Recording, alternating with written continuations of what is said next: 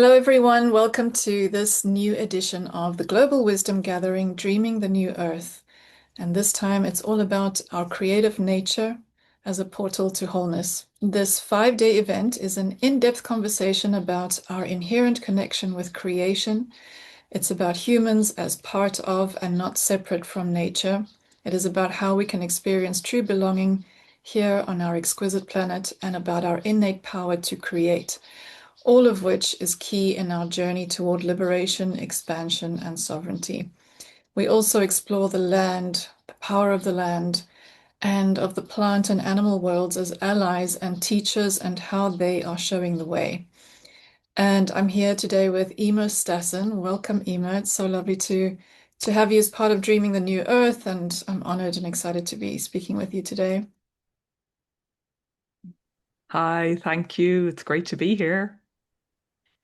And yes, I'm going to introduce you to those who don't know you, although I'm sure many do already, by reading your beautiful bio. Emer is a Shanachie, an Irish sacred storyteller. Through her evolving work, she carries on the traditions of her Irish lineages as story weaver, poet, and crafter of the true lore. After graduating with a master's in economics from the University College Dublin, she enjoyed a 20-year career in corporate financial services. In 2004, she took an internal career change into corporate training, a move which planted the seeds for her future entrepreneurial calling. In 2017, she finally listened to the tug of her soul and the whispers of the witches to seek nourishment and expansion out with corporate and dove headfirst into entrepreneurship.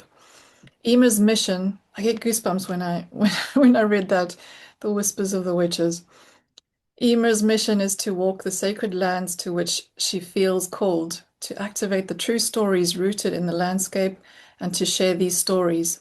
She invites people to journey deep into their inner landscape to remember the story of their precious soul. In shining her divine light, Emer supports others to return home to the truth of who they are. She holds the torch for divine peace, equilibrium, and harmony to reign as our ancient gifts come back online. In 2024, she founded the Irish Wisdom School, a space where the voice of Ireland can be shared now. Emer is from Dublin, Ireland, and lives in Falkirk in Scotland with her husband, her 3 children, and border collie dog called Riley. Oh, I'm also a border collie mom. So Oh, I love that. beautiful. Emer, let's go into the topic that you're going to be sharing with us. It's the about the Cailleach Witch. I think I pronounced that correctly, the Cailleach Witch, and returning to our golden womb wealth at winter solstice, which you are approaching in the northern hemisphere. Not so much here, as you can see, it's gloriously sunny and warm. But yeah, I'm looking forward to hearing all about this topic and learning from you and bringing to this conversation and this event the voice of the ancients, which is, we have forgotten so much, and I think it's so important that during this Renaissance and this stepping into the new earth that we remember. And we remember about the cycles of nature and the greater cycles of the earth and what, these milestones like the solstice and the equinox, what they mean. And I hope we can go into that as well. But if we could begin briefly with briefly or however long really, you would like to share about your personal journey and how you came to, we've heard a little bit about it in your bio, but yeah, just in your own words, how did it come about? What made you change trajectory so radically, which is what we need right now, and to Yeah. come to be doing the work that you're doing now. Yeah. Oh, thank you. And thank you for the beautiful introduction and this beautiful event that you're hosting. And yes, it really was. It was the tug on my soul. It was this calling that I knew in my womb, in my heart, in my belly, that my work was done in the corporate world. And I suppose to bring it to earth, it really felt like the excitement had gone out of the work that I was doing. And I did enjoy, as I said in my bio, enjoy the work I was doing in corporate. And then when I got into training, I thought, yes, this is it. I have found my calling here. Corporate training, here we come. And eventually, maybe 10 years later of delving into that space, it really was like the light and the excitement went out, and it was kind of gradual but then kind of sudden as well. And there was one particular day, and I'll share this because people may relate to this if they're in a space where they're feeling, oh, it just doesn't feel the same anymore, and I want to change but I don't know into what. And it's quite a vulnerable, scary place to be. But there was one particular day where I had delivered another workshop in the office that I was working in Edinburgh. And I stepped outside. I was on the fifth floor in the office building. And I stepped outside the training room and I looked to my right. And at the end of the corridor was this huge wall to ceiling glass window. And beyond that is Edinburgh Castle. So I was looking right over to Edinburgh Castle. And I just felt this knowing within me. I can feel the chills now that I must step out and I must step out onto the land and over towards Edinburgh Castle in particular, out to the land, out to the ancient sites. And I felt like I was this dolphin that had lost my way, lost my pod. And I wanted to get back in the water and play and have fun and be the dolphin part of Emer once again. And that was the moment. And that's then eventually I would take the steps, telling my boss was so scary and I felt awful, I'm leaving.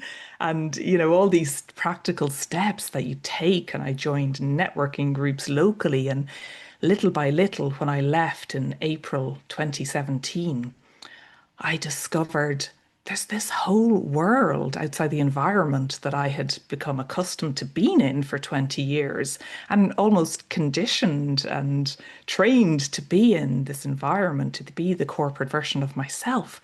And I discovered, whoa, there's this whole world. There's the whole world here in Scotland, in Ireland, and then you go online and you meet people like yourself and others around the world who are doing amazing work for our Earth, for our cosmos. So it was really that was the catalyst, making that decision and listening to my inner knowing, and then the practical steps to step out that set me on that path. And then what unfolded, I could not have written a business plan for. I could not have planned the strategy for how my work and my life, because it's all interconnected now, how that would unfold. And I can, share some of the highlights of that if you wish. Sure. That Good. brings us to the Cailleach Witch, Yes. basically. Perfect. Perfect. Yeah. Hmm. Yeah, yeah. So that was 2017, and my calling really, I kept on some corporate work in the beginning. That was like my anchor, financially as well to deliver training to different corporates that I had relationships with. And over time, that began to fall away. And in particular, 2020 was the catalyst for so many people. And it was such a catalyst for me. And that's when the witches came in. So I mentioned Edinburgh Castle back in 2017 as that draw, that whisper to step out. And it was the Lionsgate 8/8 of August 2020 that I had this massive witch awakening where the witches of Edinburgh Castle Esplanade began whispering to me. And then as I tried to kind of get away from this because it was so scary, why am I hearing the voices of witches? Why are they sharing mantras and poems with me? What is going on? And the more I tried to get away from that, the louder they began to shout.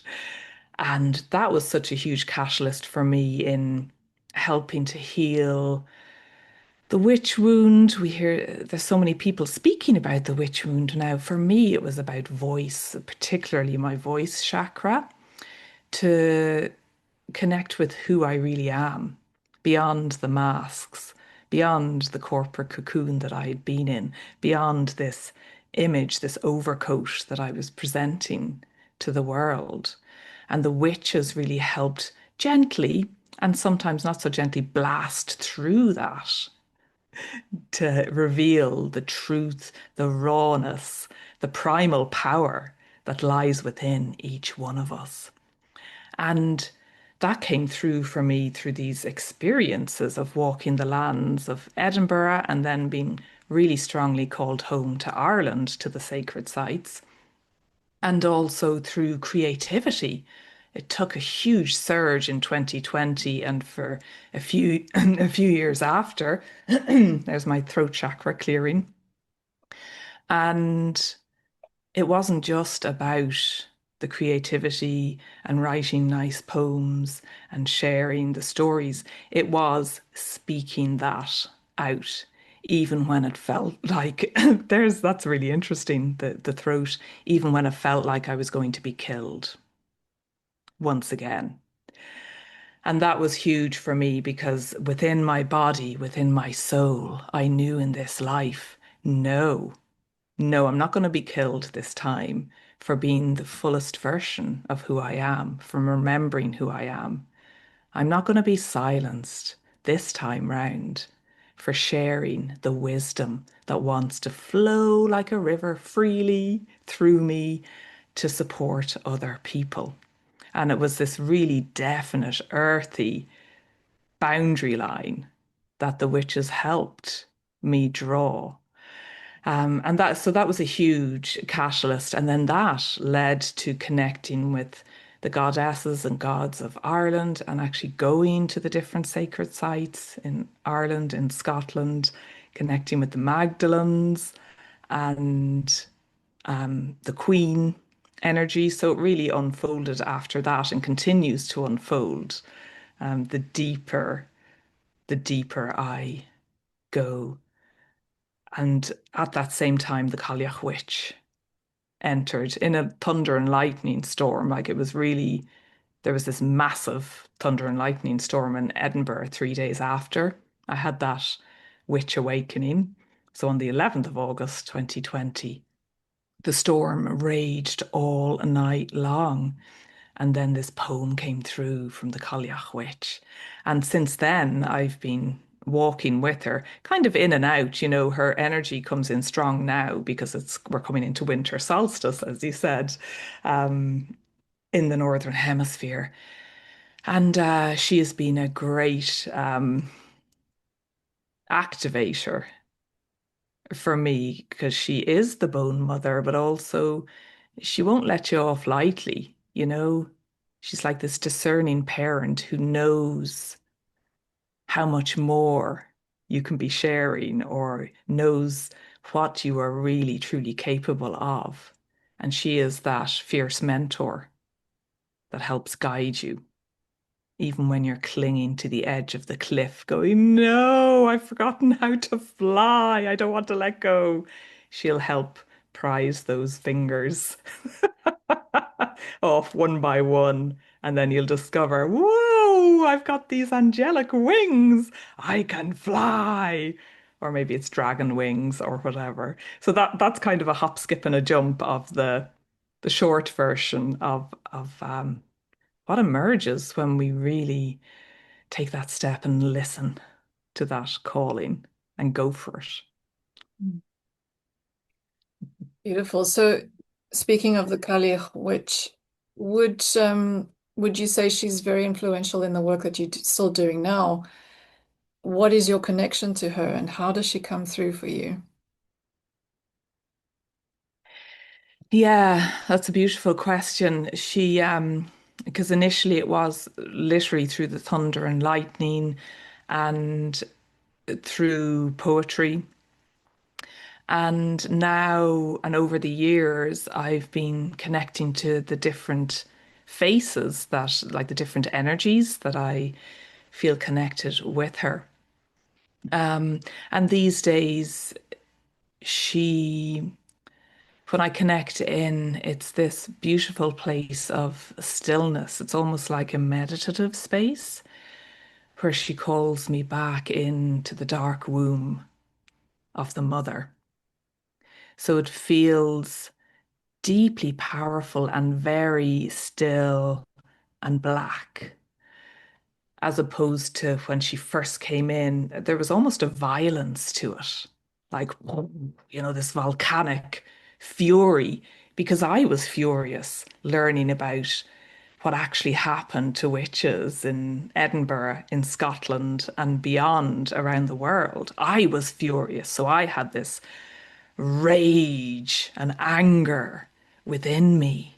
And she helped move and shift that through these different activations and realizations.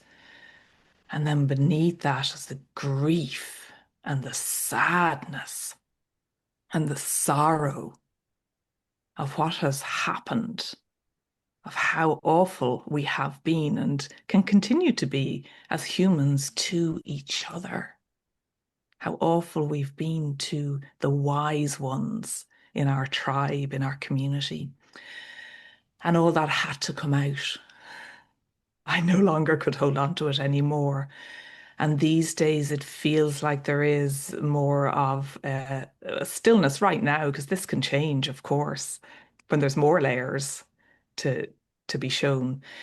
But it feels like a stillness to go in to the womb. And it's like she comes forth, which she has done recently in meditation, with this cape, with a broth, with a cloak to wrap around me and others and be still, almost like a weighted blanket. Be still in the presence of the darkness so that we may connect with her in this space.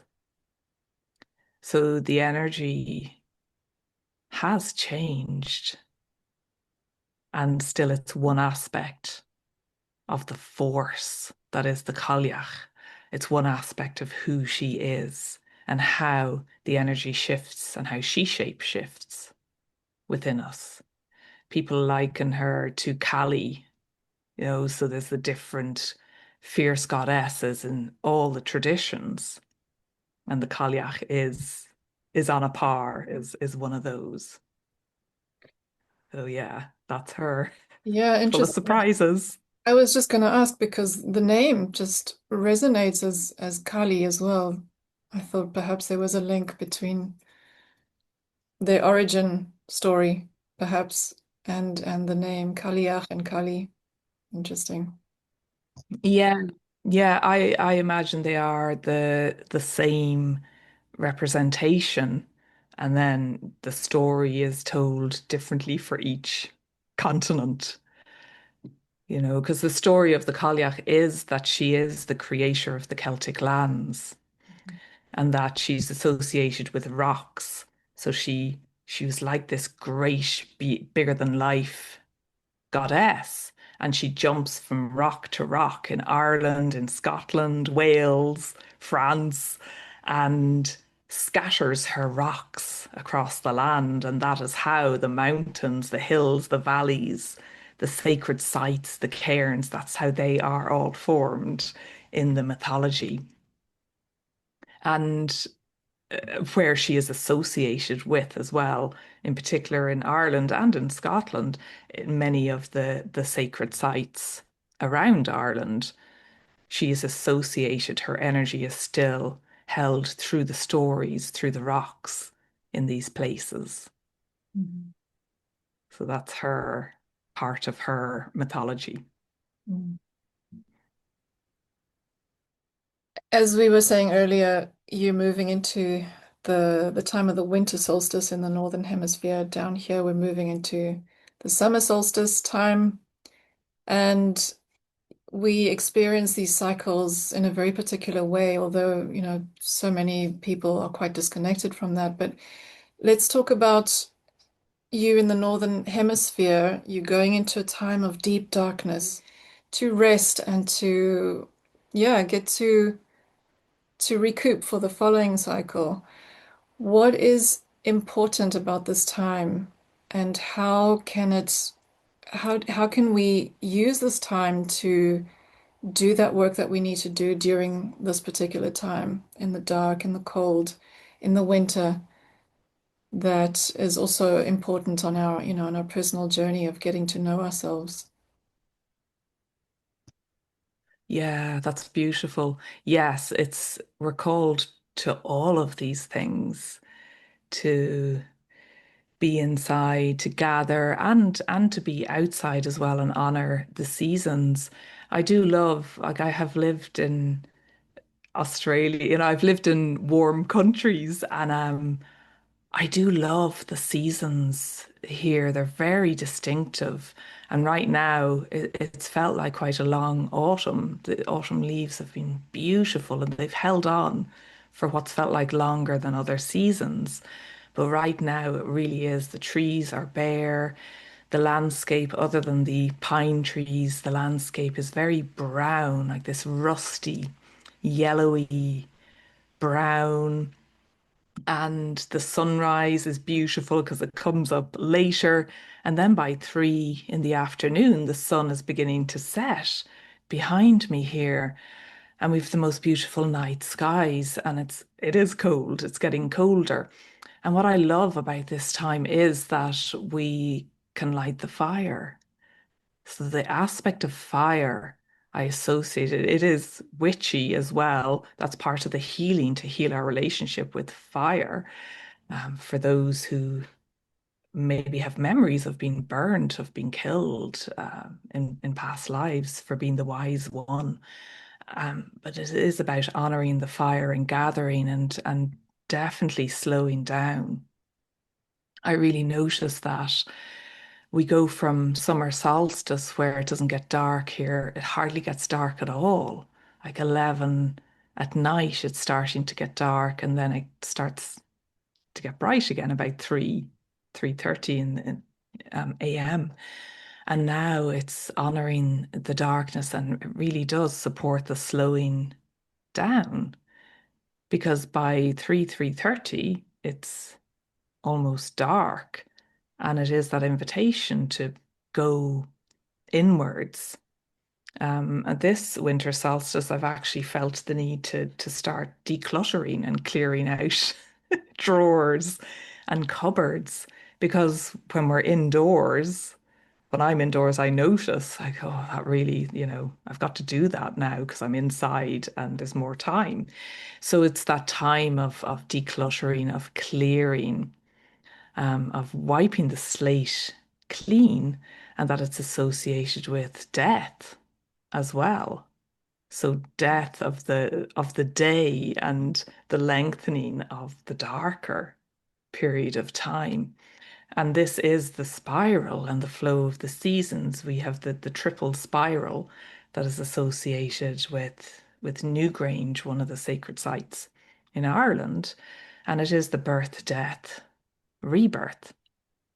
So it's that time of honoring the death within us and turning towards that, even if that feels scary, and noticing what is really ready now. What have we learned the lessons from? What are we ready to let go of and step into the spiral of the new versions of who we are now? And it's like that with the Cailleach when I first connected with her and started reading about her mythology. I got this great book called The Cailleach, and it was it was a collection of stories that had been gathered from the wise people of Ireland. And when I started reading them, bearing in mind that the mythology came from an oral lore, so it was always spoken, it was organic, it was dynamic, it was to be added to or taken from or elaborated upon. Once the stories were written down, they become more static. And the representation of the Cailleach Witch was brutal in my mind. She was tricked, she was robbed from, she was portrayed as this. grumpy, angry old hag, which I've experienced that from her as well. But it really was, she was really misrepresented, I felt, in the mythology that had been written down. So, hence the invitation to rewrite the stories, to recreate them now for the dreaming of the new earth. That is the dream, writing and living into the new stories. As we know, so many people have these memories of the times where we have and are in new earth, that it's here. So that's what we're recreating. So the Cailleach helps me realize, wow, these were the old stories of how she's been distorted. And now these are the new stories when we rest in the darkness of the solstice, when we rest in the cavern, in the bosom of her, in the womb of her bosom. I don't know which way that goes, the bosom of her womb. When we rest there and be still, we remember the truth of who we are. I hope that answers your question. I feel I went on a spiral there, a spiral dance somewhere. That's great. Beautiful. Thank you. Yes, and you mentioned Newgrange, the sacred site in Ireland. What is your connection to this place? From what I've seen and online, it's quite an incredible site. And would you share a little bit about that, about the landscape, about what it means, what it is exactly? Yeah, it's such a beautiful space. And in my free gift for people attending this event, you'll get to see pictures. I share pictures in the meditation on Newgrange. So if you haven't been there, you'll at least get the frequency and the energy from her. So this is a sacred site. There's actually three sacred sites that have been built in the bend of the River Boyne in Ireland's ancient east. And it's very distinctive when you look on a map. If you even go on Google Maps, you can see the bend like a horseshoe shape, and that the three sites, Newgrange, Nowth, and Douth, have been built in these spaces. So it's the triple spiral. It's in honor of the land of the triple goddess. And Newgrange is this massive, when you stand at the entrance, you're looking up at this great big grassy mound that is her pregnant belly, in my view. And it's been dated to 5,200 years old. And there are many, and I feel it too, that it is even older than that because they're dating from the carbon remains that they've found. And she feels older and even more primal than that. And the structure is a womb tomb. So it's the mound and then it's circular. And around the outside of Newgrange, of the monument, are 97 curbstones. And these are huge curbstones that have been placed around her. And the majority of those are decorated in the spirals and the zigzags and diamonds to in this beautiful symbolic language. And Newgrange in Irish is called she on Bhrú. So she referring to the fairy realm or illumination. And Bhrú or Bhrú is a mansion or a womb or a dwelling space. So the beauty of the Irish language holds the wisdom and can mean many things. One word can mean so many things in Irish. So it is the womb of the fairies or the mansion of the goddess. It's all these things. And when you stand at the entrance, the portal entrance, on its side is this massive stone that's decorated in the triple spiral. And it's like this repeating triple spiral that has been carved into this huge entrance stone. And it's aligned with winter solstice. So from round about now, actually, they've actually noticed that the sun shines, connects with Newgrange for a longer period of time than they first thought.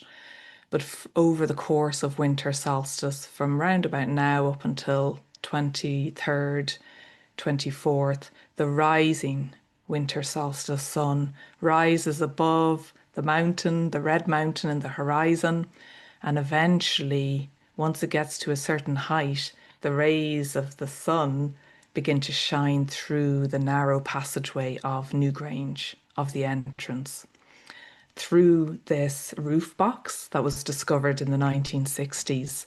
So there's the pie-shaped portal entryway, and then above that is this rectangular gap, the roof box, so it funnels the sun to creep slowly up the narrow passageway. And if this represents a womb, it's like creeping up the cervix and then into the womb space, which is cruciform in shape. So there are three alcoves inside the chamber of Newgrange. When you look up, it's quite a big space inside. So you're going up the narrow passageway. You have to bend a bit and shimmy to the side in one place. And then you stand and you're inside the chamber. It is like this massive, beautiful temple. It is a temple. And above, it's like a beehive, really. It's corbelled stone. So the stone, not a drop of water has entered this space in thousands of years. At the very back, as the sun shines in and illuminates the chamber with his golden rays, at the very back, on a standing stone, kind of tilted sideways, is the most beautiful triple spiral that's been carved into the stone. And the sun doesn't reach that now because of the tilt of the earth, but I know and we know that it did at one stage, and it's that activation of gold, connecting with the rock, connecting with the triple spiral that then activates the triple spiral. And I see this as spinning, spinning, and it is a portal in itself to go on this shamanic journey. It is such a beautiful space. It was rediscovered in 1690. There was a battle on the Boyne River called the Battle of the Boyne. It was actually discovered. I learned something new every time I visit. It was rediscovered by a Scotsman called Charles Campbell, who had been given the land in the area. And then it was restored. They did archaeological work on it in the 1960s. So it's such an important place, the alignment with the winter solstice. They're actually live streaming it this year. So I know this is taking place in January, but people can go on YouTube and you'll be able to watch the live stream of this spectacular event. It lasts for about 17 minutes, where the sun shines in and then retreats, if the sun shines that day, for another day. And then there's the mythology that is associated with this great space as well. That's Beautiful. part of who she is. Mhm. And just to clarify, we're recording this in December, just before the solstice. So perhaps next time, for the next solstice. That sounds amazing. Beautiful.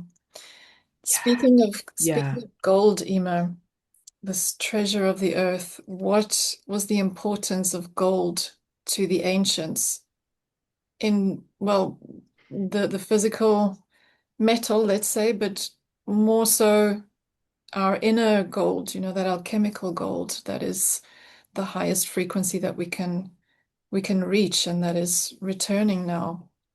Oh, I love that you asked that because, yes, it is both. It is the gold of the sun. In Irish mythology, the sun god is the Dagda. He is the sun god. It is, yes, our inner gold. We have a micro percentage of gold in our blood. That's been scientifically measured. So gold flows within our blood, through our bloodlines, connects us to our ancestors, which I love that idea, the poetry and the power of that. And there is the physical gold. I've been delving into this more in recent months, actually, and teaching this in my classes.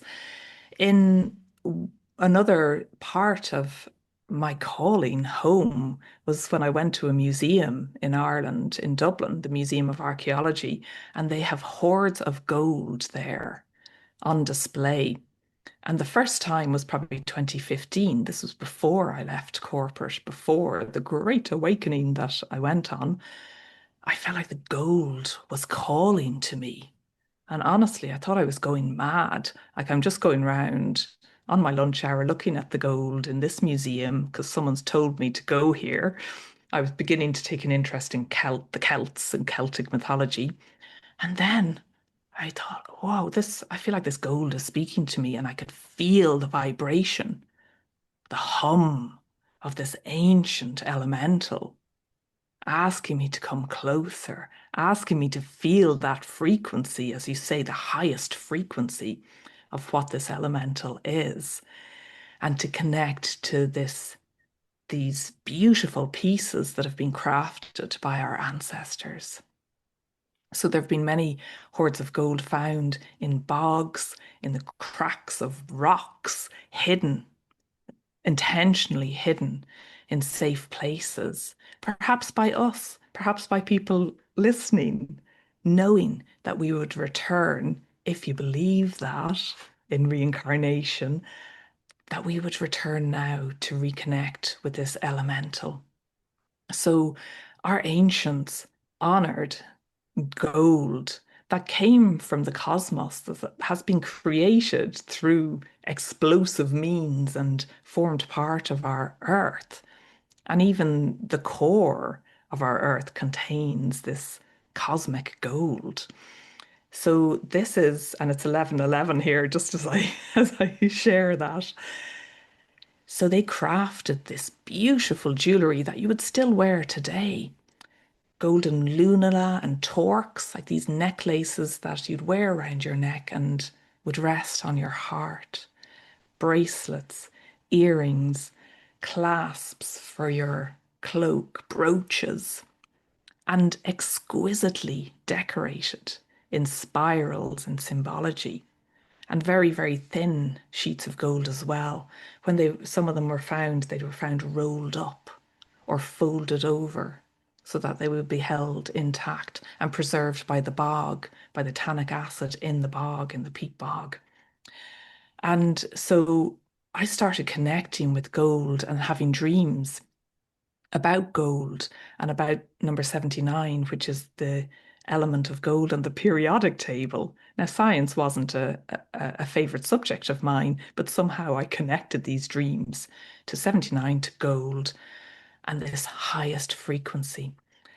So when we connect with gold now and silver, but it's the gold for me, it really helps remind me, and we can do this right now and or through meditations, is to imagine yourself adorned in gold with your golden crown. Gosh, our crown chakra is opening to these higher frequencies, connecting with our heart, with our womb space, and remembering the royalty that we are, because this is the highest frequency. This is pure, undistorted, noble, royal frequency. This is the true king queen frequency that is represented through gold. And our ancients knew this, and they were presenting themselves outwardly in how they felt and knew themselves inwardly as royalty, as divinity, as the wise ones that we are returning to knowing that we are too. So yeah, there's something really, really powerful about that resonance of gold that is so healing and so quickly helps raise our vibration. And it's no wonder then that when the stock markets there's any volatility or unrest, in the stock markets or anything, you hear people saying invest in gold because it's stable, it doesn't corrode, and it holds its value. And coins was something else. Gold coins, hoards of gold coins were also have also been found. And what I've come to realize is that gold is the highest frequency of money. And that could be in the physical form, but also in the energetic form, which is where we will be going to in New Earth. But for now, money's here, and we're healing our relationship with money as well. And I feel gold has really come in strongly to help us and support us with that. Yeah, so that's gold. And in Irish it's or, O-R is gold in Irish. Mm. Emer, how would you say, and perhaps you could recommend a practice or a ritual of some sort that our viewers could take home to incorporate perhaps into their daily life, or yeah, to be able to connect more to nature. And perhaps you could share about, what the role of nature has been on your path. I know you've walked the land a lot, you've connected with sacred sites, and perhaps people have access to that, to certain sacred sites wherever they're living. But apart from that, how could we connect just, stepping outside or even indoors if we are? Yeah. Yeah. Yeah.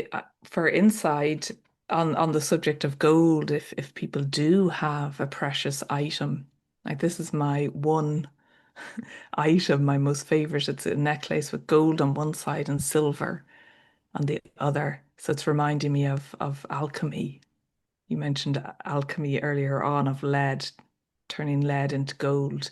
So inside we can have these sacred objects that we can cleanse and hold true for us. Crystals as well. I do love having crystals around my space to bring the outside in.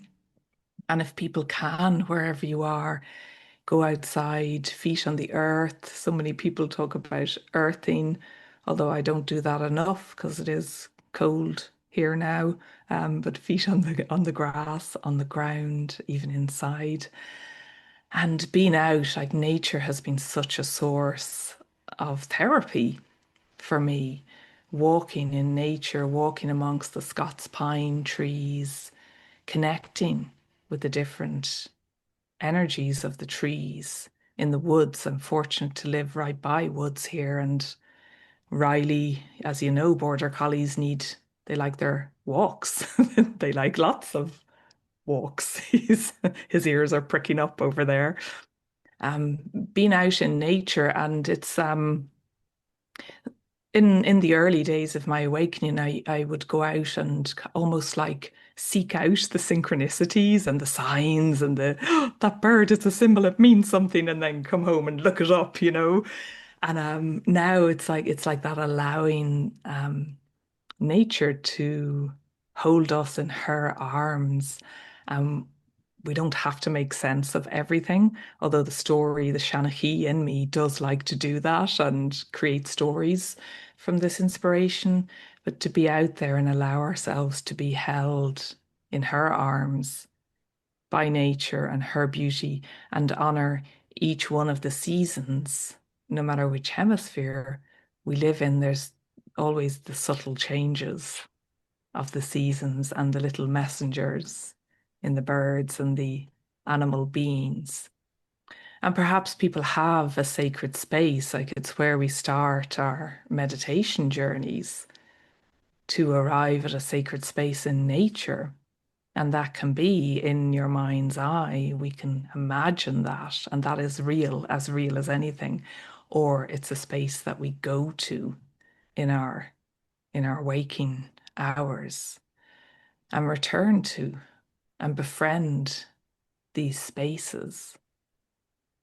and the rocks. It's why these sites like Newgrange, Bhrú and the Bhrú Complex, it's why these places are sites of great ritual where people went on pilgrimage over and over again to connect. Oh, it's like people still do go on pilgrimage to sacred sites and are called to the lands.